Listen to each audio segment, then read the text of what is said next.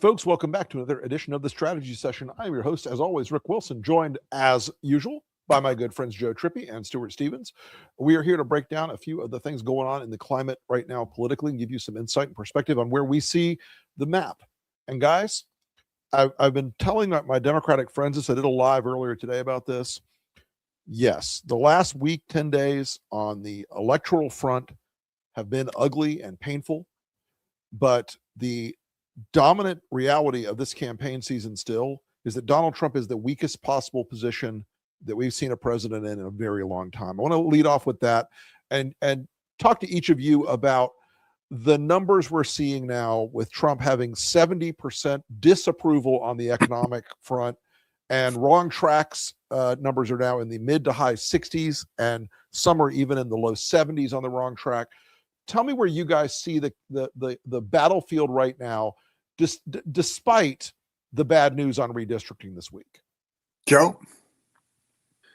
Look, first of all, like the latest numbers I saw literally have 52% of Republicans for the first time saying they do not approve of him on the economy or the gas, Right. Gas prices, whatever.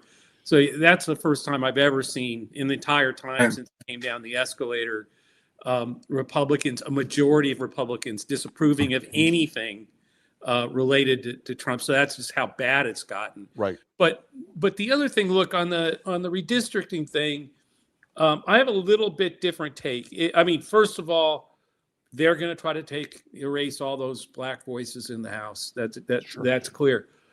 But having done mass deportation, gone after, lost any edge they had with Latinos and Latino men, and done everything they could to energize that community and move them away. He just, and you're looking at places like Alabama and some of these states in the South, I can tell you the explosion of energy in the black community is something I haven't seen. I haven't seen it. In the entire time I've been in politics, I've just, that there is an energy and anger, damn it, we're going to fight this, we're going to get out and we're going to vote, that I don't think the Democratic Party could have dreamed, or the pro-democracy side could have dreamed, right, was possible. And so there is a downside. We'll obviously talk about that, but I think I think anything gained may be erased by what they've done in terms of losing women, losing independents, losing Latinos. Now, saw the other leg off. Any gains that he made with black men, I think, are gone. And not only gone, but black men will be voting that might not have voted because of what they're doing. So, and not just black men, but the whole thing. I just say, so on that score, I think, what we need in 2026 is such a lopsided victory across the board that it stops, it's not stealable. That's the most important thing all of us can do. And he just, in the court and what they're doing now in these states, I think is making that much more, that turnout on the pro-democracy side, much more energized. It's going to happen. That change of wave is coming. And I think it may surprise people. In some of these districts they think they're going to create that are better. I think they're going to lose a lot of them. I think in Texas and a lot of these states, and I'm not sure in Florida where they're doing this. Rick, you can talk to that, but I don't think this is likely necessarily going to turn out the way they think, is what I'm saying. Stuart? Look, I just think it's important the Democrats realize the war that they're in. So in the specific of the Virginia Supreme Court,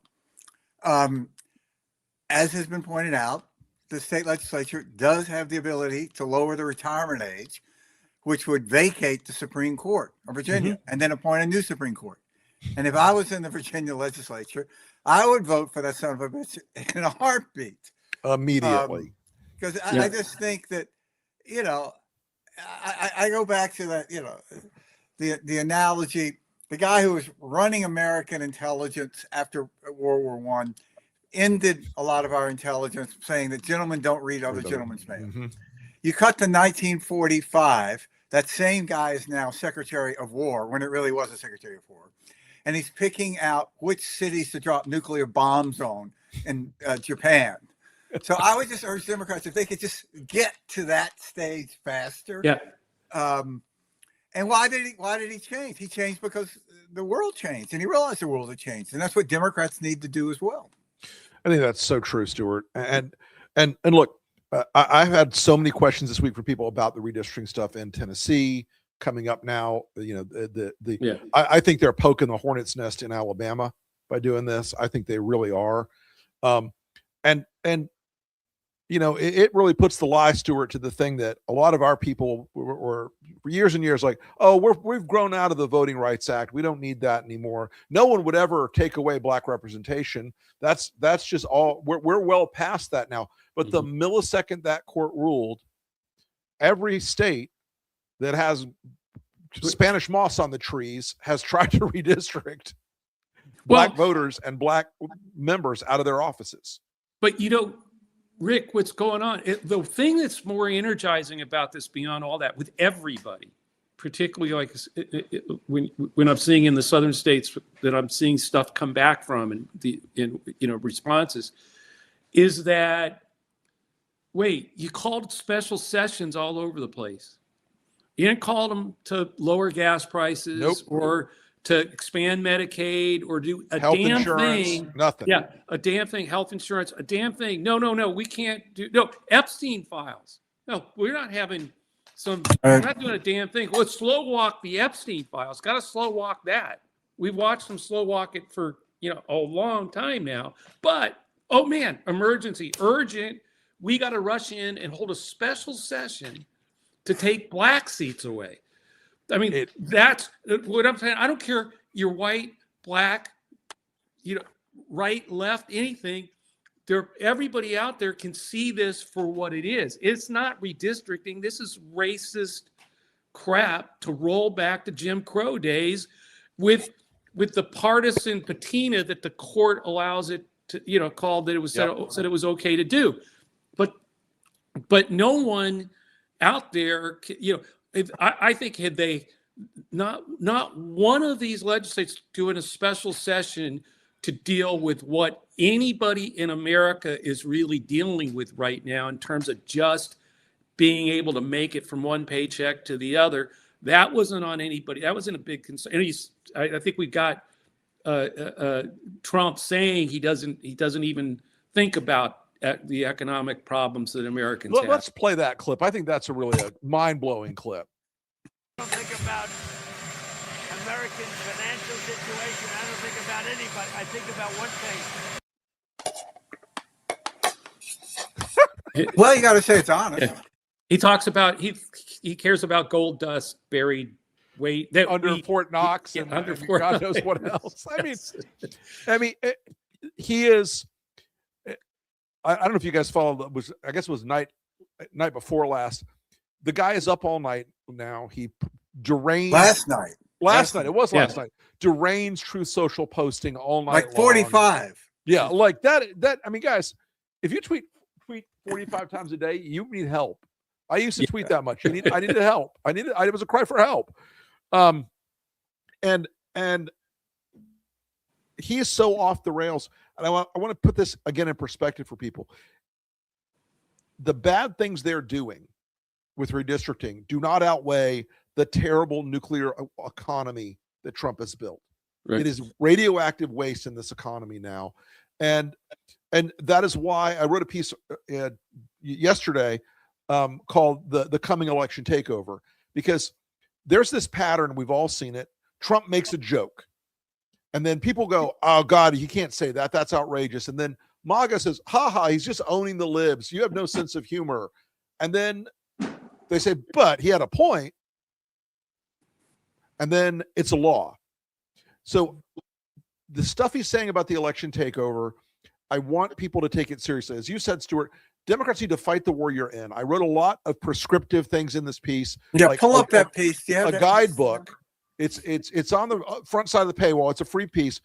It's a guidebook on how to stop a lot of what they're going to do. And I really hope you guys will read it. because Yeah. here's a clip of Trump talking about sending ICE. Would you send a National Guard or ICE to voting locations in November? Would you do that? Well, you know what? I'd do anything necessary to make sure we have honest elections. We have to have honest elections. So you're not. Guys, nothing about this moment should be taken literally. It should be taken lightly. It should be taken both literally and seriously, as they used to joke about Trump. They're going to try to do this. And so a lot of what I talked about in that piece was how do you face up to the legal challenges of this, and how do you make the legal part of it a part of your Democratic game plan? So, guys, I want to talk about that a little bit and get your thoughts on what should Democrats be doing in these states right now to start preparing for what is almost inevitably going to come. Stuart? Well, look, I've been an advocate that states need to utilize the laws that they have to build up state militias. The National Guard is both state and federal. Mm-hmm. And at the outbreak of World War II, when the National Guard became completely absorbed into the Army because they needed humans. Yeah, they federalized the whole. Yeah. They federalized the whole thing. A lot of states, in fact, there's a national law that gave states the mandate to create their own state militias. Yep. California actually has one that is a couple of thousand people. I think it's mainly like an honorific, like if you raise money or something, you probably get to join. It's like being a Kentucky colonel. It's like being a Kentucky colonel, exactly. But there's one in Illinois. And I know, this sounds kind of crazy, but that doesn't dissuade me. One thing we know about Trump is he resists pressure. Where there is pressure, he'll go elsewhere. Yeah. And I think if state of California was sitting on 20,000 state militia that are well trained, they could be useful in other ways. Same with Illinois. They have one of these laws. They don't currently have a state militia. But I think that's the sort of stuff that these states need to do, because in the big picture of this, in the post-Trump world, he's going to pardon everybody. And It's really going to be up, I think, to the state attorney generals to hold the criminality of the Trump administration liable. And, I've said this before, I think the roadmap for this is the tobacco tort, where the state attorney generals came together and sued Big Tobacco for the largest settlement to date. And it's going to be partisan because no Republican attorney generals will participate in it, but you can't let that dissuade you. And I think there will be a lot of hydraulic pressure to say, well, one, it's the past, let's move on. We tried that with Biden, it didn't work. And I think there'll be a lot of pressure to say, well, you can't do that because, well, it's not going to lower anybody's gas prices or make groceries cheaper. But that's not the reason you do it. Ultimately, it does because it will help instill faith in our system, and it's our system that is the monster of the economy, which is why the stock market keeps going up despite all this stuff, just because the American economy is so huge. Right. So I think they very much need to be doing this and taking it seriously, and I hope presidential candidates, Democratic primary, will have a real discussion about this. Yeah, I think it's important that they not live in that bubble where they pretend that everything is fine and it'll just all go back to normal. Yeah, I participated last week in a group was conducting kind of the war game, looking at the 2026 election and any autocratic moves that were made and I was on the autocrat dictator wannabe team, with some other people who you'd be it's Chatham House rules, so I can't get into that. Got it. But they were, and what I can tell you is that you're absolutely right, Rick and Stuart. You cannot underestimate the power of having the presidency, the House, the Senate, the courts, having control of all of that, and thinking everything that, oh, they can't do that, they can't do this. They can legally do quite amazing things that tilt the table big in their direction. And at every state, we did 2 runs at this thing. At every step, the pro-democracy side was behind the ball because still the normalcy bias couldn't get their heads wrapped around having to organize militias or create new laws around the National Guard and how you set that up. I mean, all the things that Stuart's talking about and that you wrote about. It's really, it was shocking how easy it is for them to really push around what's going to happen this election and not do it with a whole lot of, I mean, the court will say it was legal and constitutional. We know, that's what I'm saying. It's when it's all of that is in corrupt hands, when all of that power is in corrupt hands and enablers, it is absolutely amazing. No, your lawyers are telling you, no, they can't do that, but they do it. But when they do it, and the court says, hey, that's cool. Yeah. Man, there's no going back. So You know, it's really about now. I Fighting saw now. Comey, when he was interviewed by Nicole, right? was saying that he still had a lot of faith in the federal judiciary, and thinking most of them were still true to the Constitution, whether or not they were appointed by Democrats or Republicans. The thing about that is that was true in 1936 Germany too. Sure. It was a small, it wasn't a majority Right. that thought this was like a great idea. So I mean, I'm glad he thinks that. I hope it's true, even more so than he thinks. But I think if we're counting on that, you know, I mean, those kind of scenarios are fascinating. I know you can't talk about it, but you said in one of these things, didn't you, Rick? I've done. Yeah. And, I mean, I don't know. It's just a basic thing. What happens if the House just refuses to seat people? There are a million. What's the remedy? Right. There are a million slips between the cup and the lip between now and a turnover in the House. And there's a really good chance Mike Johnson just says, nope, we're not seating anybody. Yeah. Accusations of voter fraud are so widespread that we can't do it. And you've got this entire institutional thing built up on the right. And one of the things these states ought to do, they ought to get restraining orders against Cleta Mitchell, against Heather Honey, against all these election denier people. Let's bring up that Cleta Mitchell slide we have somewhere in here. I had a long conversation with somebody the other day. She has built a multi-million-dollar influence operation called the Election Integrity Network, which is as ironic a name as you can imagine. And, you know, and all of us, well, not you, Joe, but Stuart and I both, you know, ran across Cleta in our Republican days many times, worked with her on projects back in those days. But she has now decided she is going to take everything from 2020 and turn it up to 11 and make it crazier than ever. And I think they're going to do some really awful shit at the close of this election cycle.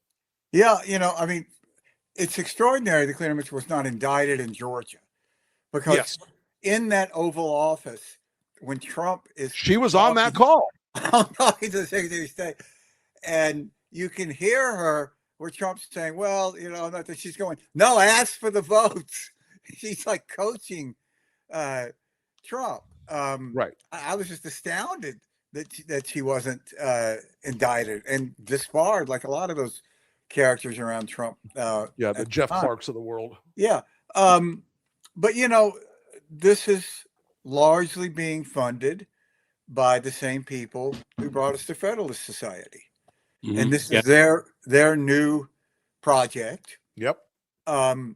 They're funded by $1.8 billion of the largest individual gift in history. Ever.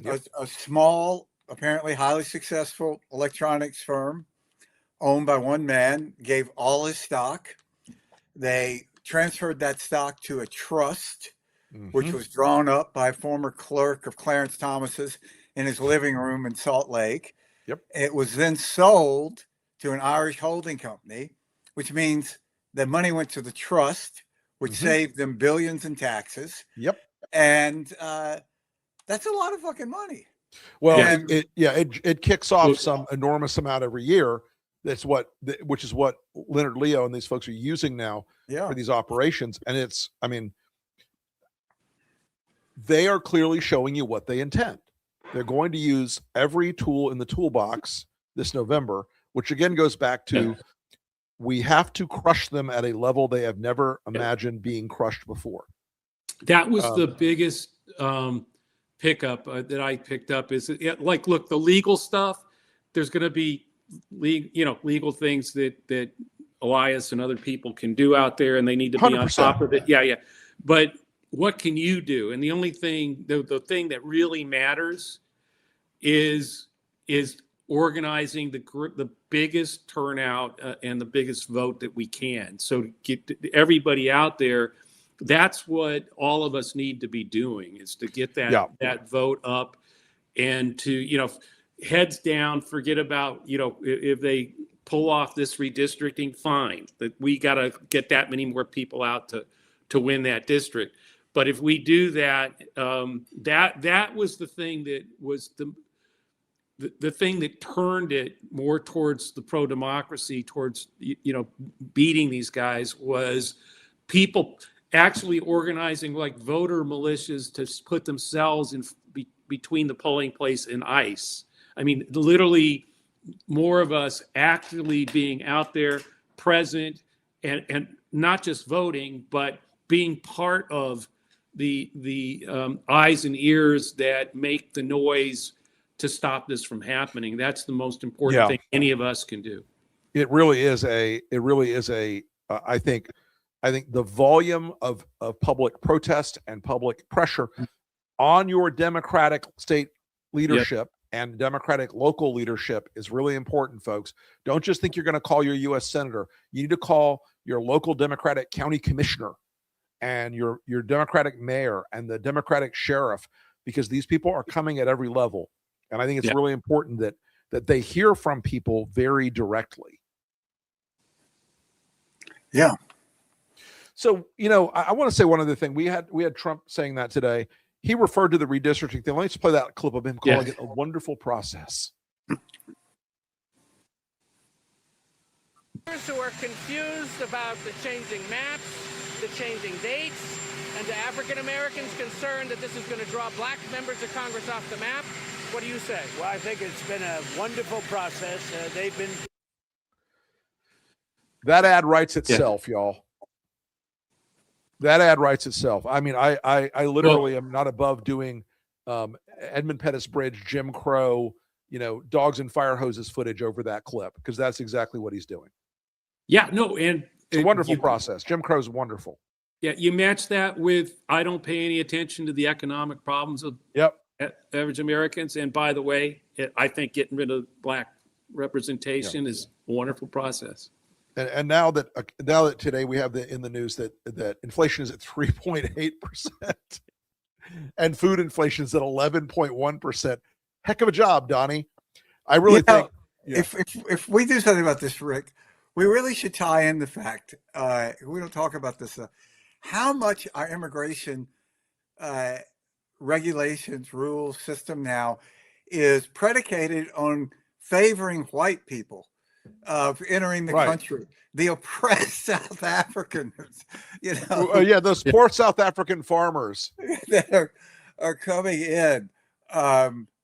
Which goes they'll be picking the crops for us, of course. Yeah, sure. Absolute lunatic idea that these South Africans like Elon Musk and Peter Thiel, who grew up in South Africa, is not South African, David Sachs, have become fabulously wealthy and have managed to bring sort of 1980s South Africa. Look, some of these maps would make the guys who drew the township maps back in the 80s and during apartheid proud. They'd be like, yes, that's a good compact one.